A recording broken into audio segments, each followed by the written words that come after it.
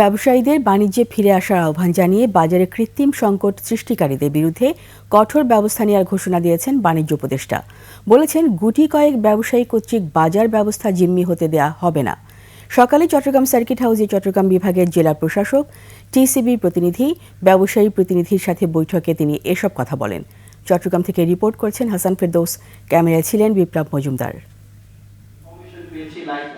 চট্টগ্রাম বিভাগের সার্বিক বাজার পরিস্থিতি, টিসিবির পণ্য বিতরণ কার্যক্রম এবং বাজার ব্যবস্থাপনা ও তদারকি কার্যক্রম নিয়ে সকালে আয়োজন করা হয় এই বৈঠকের। এতে যোগ দেন বাণিজ্য উপদেষ্টা, সচিব, টিসিবি চেয়ারম্যান, চট্টগ্রাম রেঞ্জের ডিআইজি, জেলা প্রশাসক, ব্যবসায়ী প্রতিনিধি সহ ছাত্র প্রতিনিধিরা।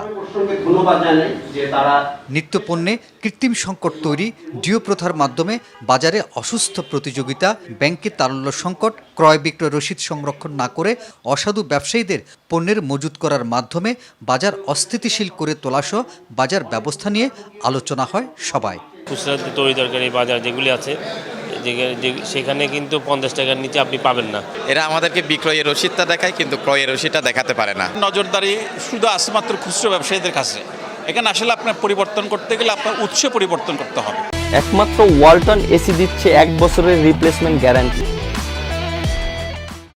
বৈঠক শেষে বাণিজ্য সচিব জানান, যারা বাজার অস্থিতিশীল করবে তাদের বিরুদ্ধে কঠোর ব্যবস্থা নেওয়া হবে।